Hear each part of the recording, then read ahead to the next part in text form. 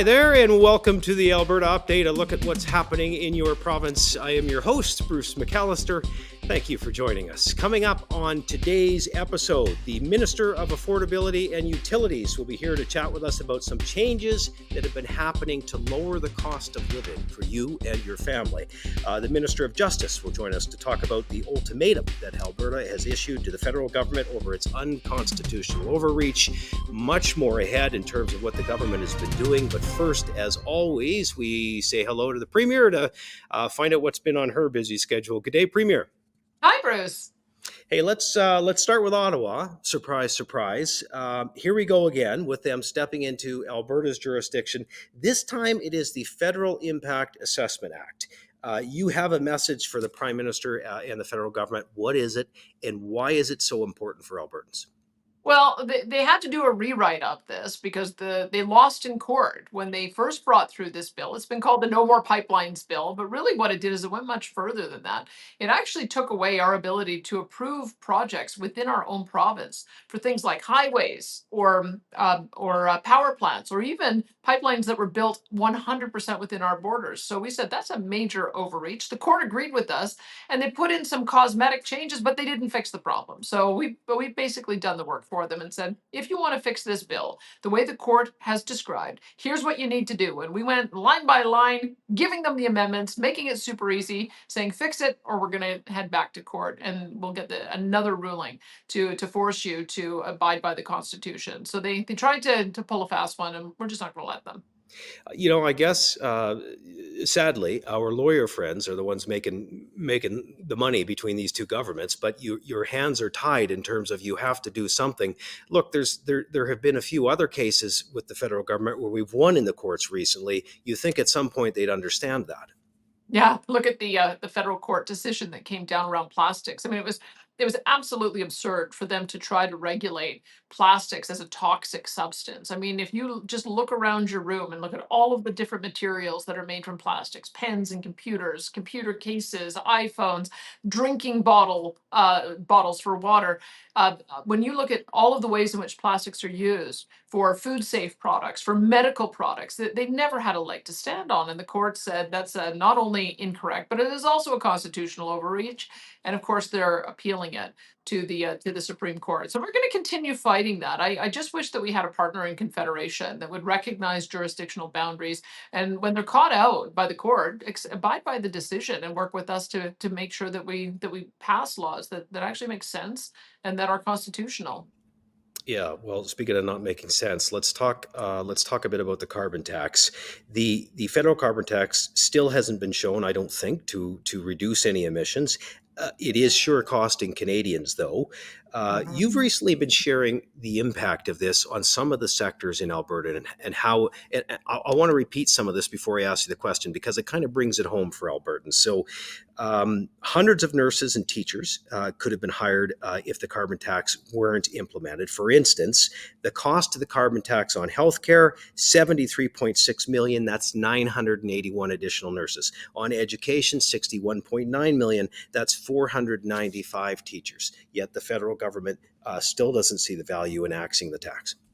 It's actually pretty remarkable when we looked at the numbers ourselves, because remember, they have a schedule where it's going to keep on increasing year after year on April the 1st. And so whether it's the extra cost because our electricity is generated largely by natural gas, or our heating, because most of our schools and hospitals would be heated by natural gas, or whether it's fleet vehicles. So you've got school buses that require gasoline or diesel to be able to power them, and same with fleet vehicles that you might have in the HS system with ambulances. So when you put all of that together, it's a really big number that they're paying. And by 2030, as you mentioned, you're talking about hundreds of nurses, hundreds of teachers. So what we're trying to say is this carbon tax has got to go. It's not achieving the objective that they intended. The most effective way to reduce emissions is the smart way that we're doing, by exporting our cleaner fuels and by using technology. But punishing our healthcare system, punishing our school system is not going to get any environmental benefit. It just causes a whole lot of pain and prevents us from being able to deliver the services that we need to. That's our message. Your Minister of Municipal Affairs, Rick McIver, was happy to announce recently that municipalities are about to receive some more funding, some more infrastructure funding, which of course we know is badly needed. I think the number was 13%. Premier, 820 million next year, a 13% increase. It's pretty substantive, to say the least. Yeah, well, we've been asked by the municipalities for a long time to create a formula that allowed for them to go up and down when our revenues go up and down. So there's at least some predictability. Now, I think they're going to end up with a pretty nice stretch here for a while because we're looking like we're going to lead the country in job creation and economic growth till 2028. And so that means that when we have additional revenues, we pass on the same percentage increase. So we're going to see a 13% year over increase next year that allows them without any strings attached to use that money for whatever capital projects they have in their own community. As you know, there's additional funding that we give to municipalities to be able to upgrade highways and bridges in rural Alberta largely, but also upgrade roads and do LRT investments in our big cities. And so we have a combination where we give some of those big capital grants, but also we think it's important to make sure that there's some predictable funding so that municipalities can decide their own priorities. Premier Danielle Smith on the Alberta update. Premier, thank you. Thanks, Bruce. Well, as the Premier just alluded to and spoke to, Alberta continues its fight against bills introduced by the federal government that infringe on the rights and the jurisdiction of provinces to manage their affairs. With more on what Alberta is going to do to fight back, we have the Minister of Justice and Alberta's Attorney General, Mickey Amery, joining us. Minister Amery, thank you. Appreciate your time. Well, thank you very much, Bruce. I'm happy to be here. Look, I know you heard what the Premier had to say. Why don't we start briefly with some of that? How about the ultimatum that we've issued to the federal government and over the Impact Assessment Act? Can you give us more detail on what we're dealing with here and how you're having to combat it? Absolutely. First off, let's talk a little bit about the Impact Assessment Act. This has been coined the No More Pipelines Law, Trudeau's No More Pipelines Law. And it was the act that introduced a number of different rules for assessing the impacts of infrastructure projects, such as major pipelines all across Canada. Now, this act needlessly overhauled a review process that was already one of the best in the world. And it had the consequence of violating the Constitution in the process. It infringed needlessly on a number of industries in Alberta. It put jobs and investment at risk, and it created a large number of uncertainty by undermining the provincial government's right to maintain our own affairs. Last year, we went before the Supreme Court of Canada, and that decision ruled that the Impact Assessment Act was largely unconstitutional. The problem that we have today is that rather than simply accept the Supreme Court's decision and move on, the federal government has unsurprisingly simply decided to amend the IAA with inconsequential changes to try to get around the Supreme Court's ruling. The problem here is that these amendments do nothing to move the needle in a meaningful way and do nothing to change the very reasons that the Supreme Court articulated in that decision as to why it was constitutional to begin with. So we're right back at square one, and we've issued the ultimatum. We've said to the federal government, you've got 4 weeks, make the changes that we need to see, or we will be right back in court, and we plan to do that. Look, I don't think Albertans are holding out hope that they're going to do that, but Minister, if you could make those changes, what would they be? Well, there's any number of changes that we've asked the federal government to do. I went before a Senate committee myself to recommend changes. The Premier and Minister Schultz have been very vocal about this as well. We're asking the federal government to eliminate federal encroachment into provincial jurisdiction. We want them to recognize equivalency and the ability to substitute our provincial assessments for a federal impact assessment. We want them to create certainty for industry and increase investor confidence in our province by imposing concrete timelines and taking away ministerial discretion, federal ministerial discretion to decide what projects go forward and what projects do not. And that's a real problem for us. So there are any number of issues that we've been advocating for, and we'll continue to do that in order to make sure that any act doesn't impede upon this province's right to grow our economy and benefit all Albertans. All right. So if they don't do this, and this is clearly a pattern, not just with Alberta, with other provinces, what are the next steps? How does it play out? Well, look, at the end of the day, we've made it abundantly clear. We've said to them that if they don't make the changes that we need to see, we will go back to court. We've won twice in court in the past year, and if needed, we're going to go back and we're going to win again. Enough is enough. We've said that as clear as can be.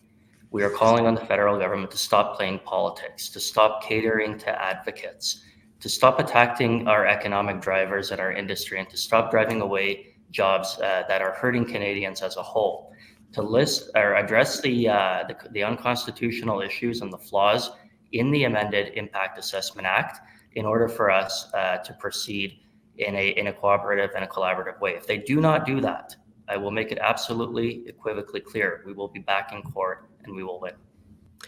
Okay, let's pivot a bit from that. Your government, your ministry is bringing forward some legislation in the upcoming sitting of the legislature to update the Alberta Bill of Rights. I guess what's the goal and what is the intent of the amendments that you're bringing forward? Well, Bruce, look, the Bill of Rights has not been significantly amended since it was first introduced in 1972. And so we recognize that it's important to review and modernize it. This is an absolutely integral piece of legislation for our province. The Alberta Bill of Rights is the key and supreme act in our province that holds government accountable. The amended Bill of Rights, if passed, will ultimately strengthen property rights, which are really a cornerstone in our society, and will ensure that no Albertans can be deprived of any number of things that are inherently important to them.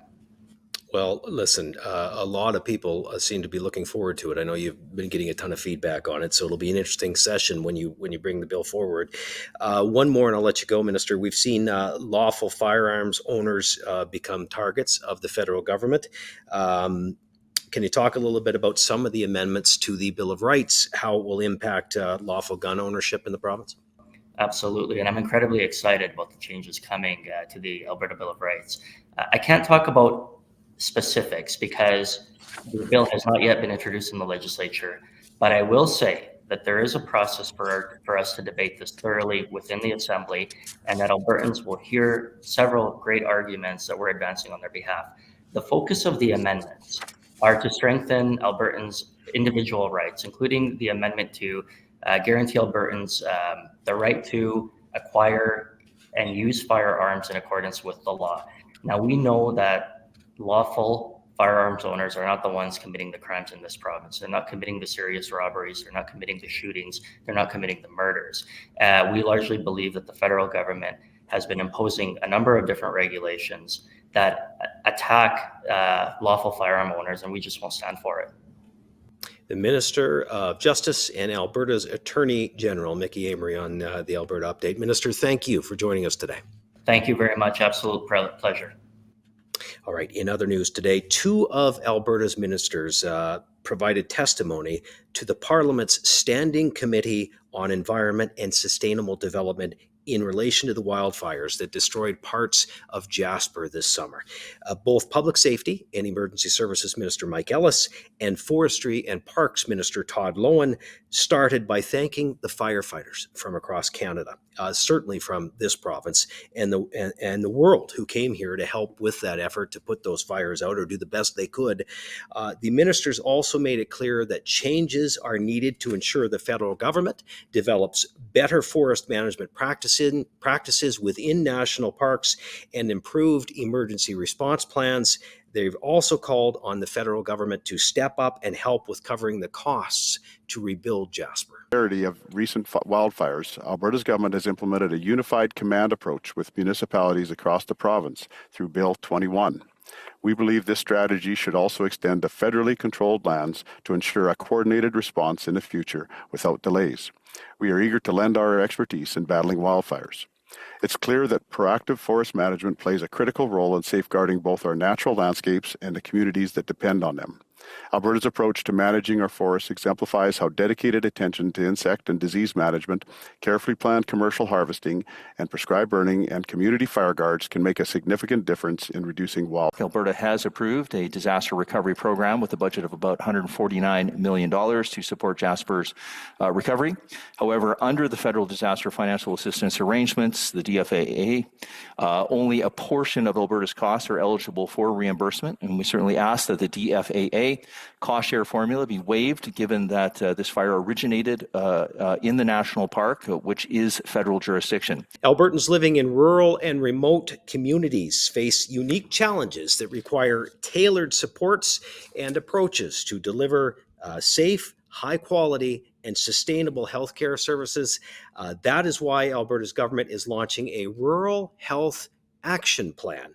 This includes introducing a $16 million rural and remote family medicine resident physician bursary pilot project, an $800,000 medical first responder grant program, and a $600,000 emergency medical responder education grant program.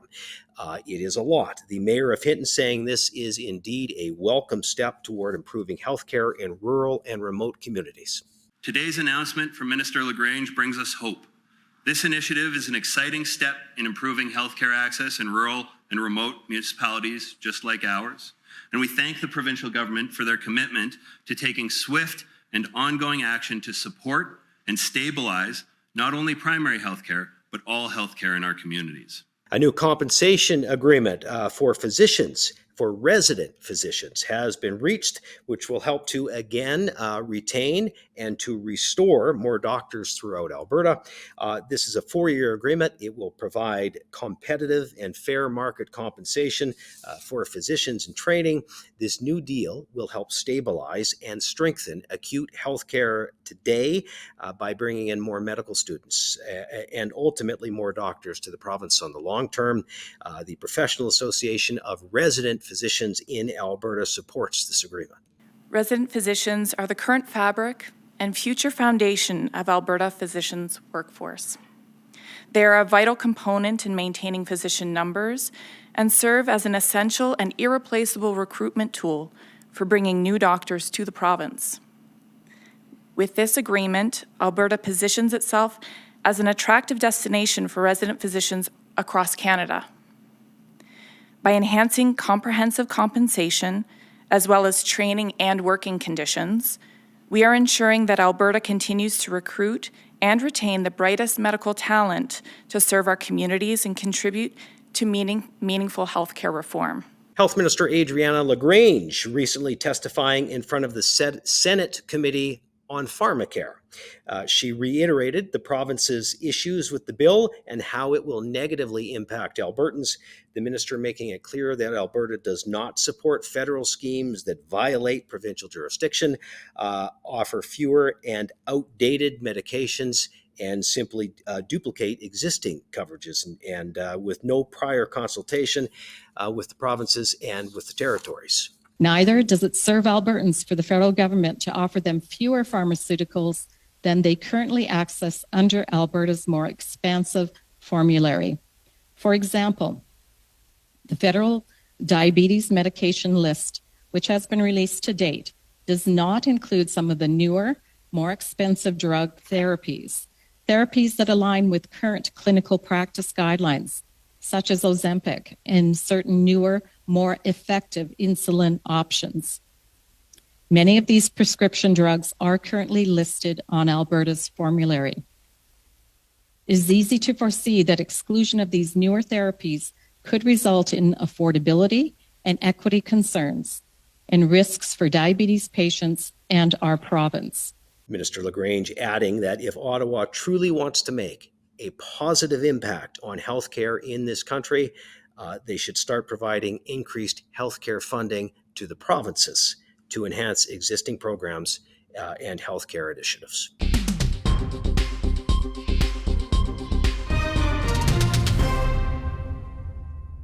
Affordability and utilities has been a big file for Albertans the past year. And that is because, of course, everything is getting more expensive. And the minister responsible has undertaken the modernization of Alberta's electricity system for the first time in over 2 decades. And the minister joins us now to talk about how all that is going. Before we get into that, we'll first say good day. Minister, I know you're in Toronto. How are things? Things are great.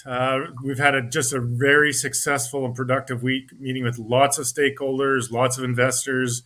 They even did a tour of Darlington Nuclear Facility for just information to gather the potential future for Alberta. Okay, well, look, you just hit on it, but these types of trips are important for you to stay on top of what's happening in the world, in the country, so that obviously we can provide the best services for Albertans. Absolutely. Very, very important to make sure that we're staying in touch with some of the latest and greatest. We met with a series of investors from global investment firms all over North America. They were asking questions. They love Alberta as a market. They want to understand what's going along in our utility space. They really understand the rationale. They understand what we're trying to do, and very interested to hear about the potential for them to invest in Alberta again, and continuing some of those investments in Alberta. All right. Speaking of investments and speaking of Alberta, we know our population has been booming. We talk about it to every minister in the government. It's a blessing and a challenge at the same time. People coming here for jobs, for new opportunities. There's a growing demand for electricity. So my question to you is, are we seeing investment keep up with the demand? Are there any new exciting projects on the go that you could tell us about? Yeah, actually, we are seeing that. We're continuing to see growth in our generation and in our grid. We've brought a couple of new dispatchable generators online, Cascade Power and Suncor, hopefully by the end of the year. Two significant dispatchable units that will add to our baseload, making sure that we have surplus of dispatchability. So we should not face this winter what we faced last winter. We also continue to see growth in our renewables industry, a lot of growth there, as well as storage, battery storage, helping sort of bridge some of those peaks and valleys. So we are becoming more robust and more balanced. The work that we're doing on the market structure will also help put that responsibility on developers to help us grow a more balanced, sustainable, and affordable grid. We're excited with what we're seeing. Well, look, more power generation we know will help lower the cost of electricity. That said, is there anything else that your government can be doing to help bring down the price of those utility bills? Absolutely.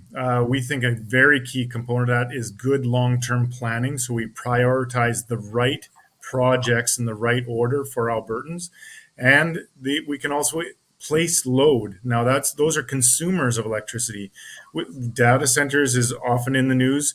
Those are large loads that can be anywhere from 50 megawatts to 1,000 or 2,000 megawatts.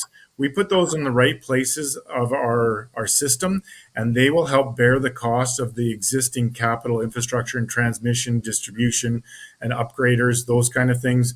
So that really significant planning and attraction of development investment in Alberta is really good news for everybody, including those who already live here and are paying a big fee right now on transmission distribution costs. Okay, so you were the minister of both affordability and utilities. So let's pivot a little bit to affordability. Look, the cost of living is outrageous for Albertans, for Canadians, and I know inflation plays a big role in that, which of course falls at the feet of the federal government. That said, what else is your government doing, or what can you do to impact the cost of living to help Albertans on the affordability front? Absolutely. That is the top of mind every single day for me, my ministry, my colleagues. I definitely our premier. The carbon tax, it can't go without saying that the carbon tax is the single largest contributor to that inflation, just driving costs up from everything we do, everything we eat, everything we drive, and everything that needs transport. So that's the number one thing that I'm very proud of our government and our premier standing up to Ottawa, making sure they know the very real everyday impacts.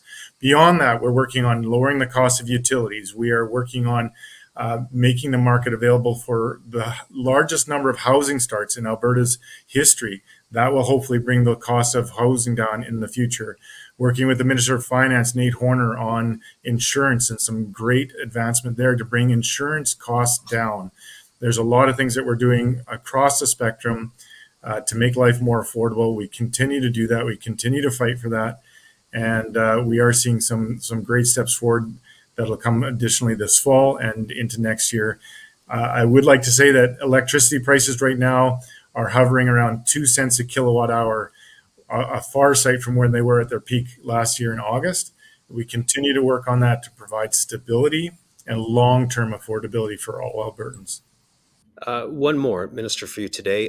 Something crossed my desk here this week, and I saw that Calgary is hosting a productivity summit. I think I saw next week, and I thought to myself, boy, that could cover a whole range of things.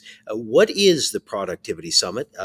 What's it going to mean? How's it going to impact us here? Right. I think it's incredibly important to have a conversation about it. Canada's productivity has really slipped in global rankings. I will say that Alberta has been number one in productivity in Canada for 9 out of the last 10 years. This year, we're second to Northwest Territories. I think that has something to do with their economy being strong and their small population, because it's calculated per capita. But basically, it boils down to, per person, how much are we producing? How are we innovating? How are we bringing new technology to bear? How are we doing things better so that each one of us contributing to the economy contributes more for the same or less dollars, or for the same or less effort? It's about being smarter. It's about new technology. It's about advancement. It's about reinvestment and strategic investment by governments to make us more competitive on the global stage. I think this is something that Albertans and Calgarians are excited to hear about, and I'm proud of a government that's hosting this conversation for the betterment of our people. You bet. Healthy competition is never a bad thing. Good to hear. Listen, thanks for all you do. Appreciate you taking some time from down there in TO to join us. Thanks, Bruce. Appreciate all that you do, and this is a great way to get information out to Albertans. Thank you. All right, and I will pay you the $20 I owe you for saying that, Minister, when you come back to Calgary. The Minister of Affordability and Utilities, that is Nathan Neudorf, joining us. Well, Alberta's government is making strides to repair and improve government-owned affordable housing units to ensure they are safe and available now and into the future. Through Budget 2024, a government is investing nearly $121 million, that's over 3 years, to maintain and to repair government-owned and supported housing units across the province, supporting approximately 4,250 units in 2024-2025. This funding going towards things like replacing windows, repairing roofs, and improving interior to help ensure they continue to be used for years to come.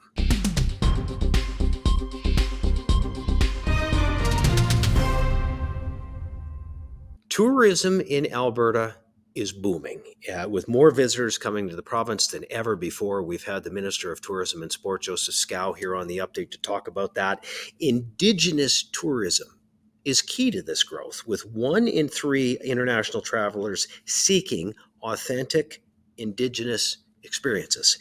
Indigenous entrepreneurs across Alberta are capitalizing on funding that's offered by Alberta's government to provide travelers with unique opportunities to discover Alberta and its history. It has incredible economic and social benefits to Indigenous peoples and communities.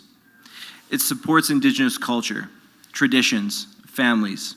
It engages youth and elders, revitalizes language, and celebrates Indigenous culture through the voices of the original peoples of these territories. Speaking of tourism, Alberta's tourism industry broke records last year, injecting $12.7 billion with a B dollars into Alberta's economy. That is through visitor spending, thanks to Alberta's tourism strategy and ongoing efforts to partner with businesses and stakeholders.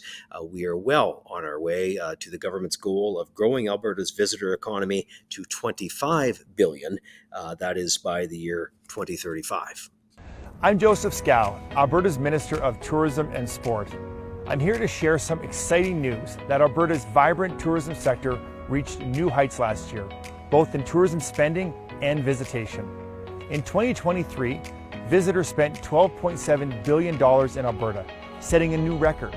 This is a 19% increase from 2022's record-setting numbers. We're seeing more spending from international visitors than ever before, as people from around the world come to experience Canada's wild side. It's clear the world wants more Alberta. And as Albertans, we know that our province has so much to offer visitors from near and far. Alberta's government has worked hard to support the incredible people who work in our tourism sector. Destinations and experiences throughout the province hold so much potential, from rural and agritourism to globally connected cities to world-famous festivals to the diversity of cultures that we share through Indigenous tourism. The tourism sector's growth benefits people in all corners of the province, opening new doors for businesses and creating jobs in our communities. Because tourism means jobs.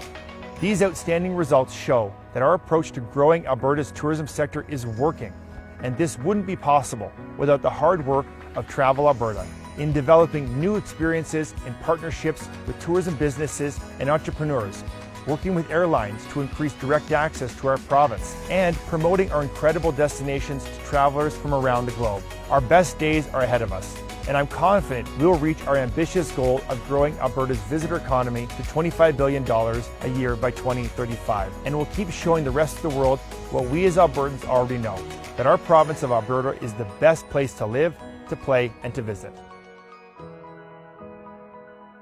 Well, that does it for another episode of the Alberta Update, a look at what's happening in your province. Pleased to have Ministers Nathan Neudorf and Mickey Amery on the show, as well as the Premier today. We will continue to do these updates every couple of weeks until the legislature reconvenes, and we'll do them every week. A reminder, you can find us on YouTube. Go to the Alberta Government YouTube page or the Premier's at AB Danielle Smith, and share them on the socials. You'll also find the program there on most of the social media sites. And we thank you again for your time today, and we'll see you again next time.